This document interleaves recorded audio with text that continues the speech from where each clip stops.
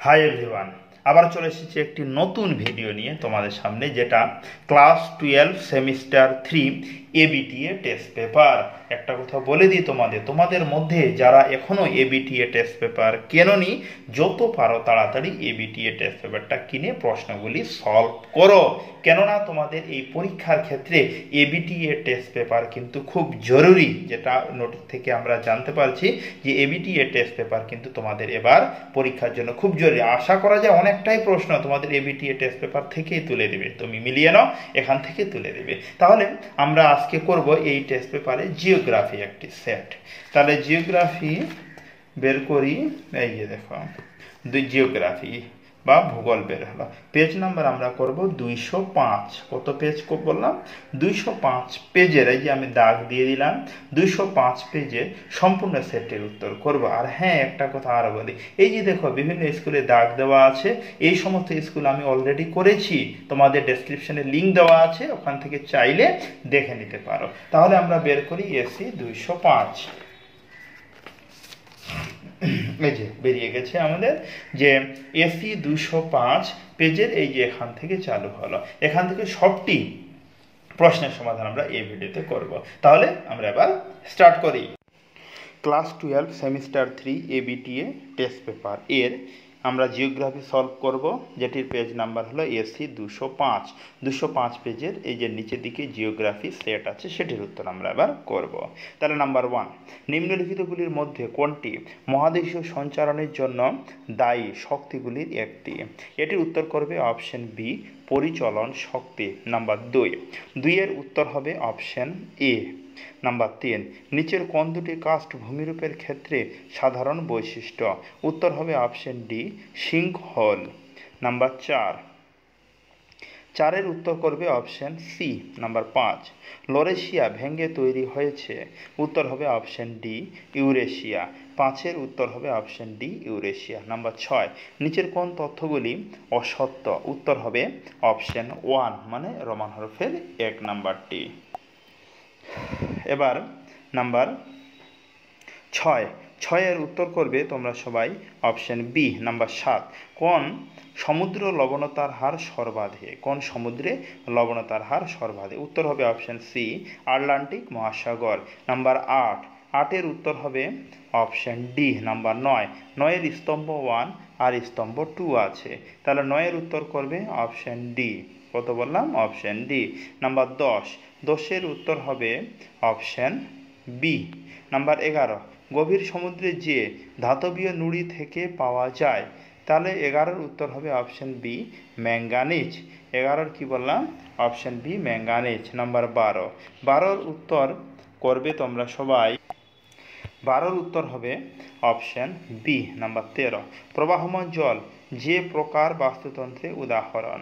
উত্তর হবে option D, লটিক। Number 14, নিচের কোন তথ্যগুলি সত্য? 14 উত্তর হবে অপশন সি। নাম্বার 15, যে খাদ্য শৃঙ্খলে উৎপাদক স্তর থেকে শক্তি ধাপে ধাপে তৃণভোজী ও মাংসাশী প্রাণীদের মধ্যে সঞ্চারিত হয় তাকে যে প্রকার খাদ্য শৃঙ্খল বলা হয়? উত্তর হবে গ্রেজিং। গরফলা একার বর্গের জহিষী অনস্বর। এবার নাম্বার 16, কোন দশকে ভারতে জনসংখ্যা বৃদ্ধির হার ঋণাত্মক? এটি উত্তর করবে অপশন বি, 1911 থেকে 21। নাম্বার 17, পশুপালক যাযাবর গোষ্ঠীর ঋতুভিত্তিক পরিব্রাজককে বলা হয়? উত্তর হবে অপশন এ, ট্রান্স হিউম্যানার্স।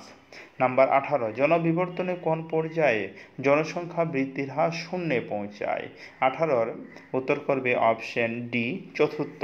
নাম্বার 19, বন্যাপ্রবণ অঞ্চলে যে ধরনের জনবসতি গড়ে ওঠে তা হলো? এটির উত্তর হবে 19 অপশন বি, ভাসমান। 19 কি বললাম? উত্তর অপশন বি, ভাসমান। নাম্বার 20, ভারতের জনগণনা দপ্তরের সংজ্ঞা অনুসারে কোন শহরের ন্যূনতম জনসংখ্যা হলো? উত্তর হবে অপশন বি, 5000 জন। নাম্বার 21 উত্তর হবে অপশন বি। তারপরে নাম্বার 22 উত্তর করবে অপশন সি, ক্রমবর্ধমান জনসংখ্যা পিরামিড।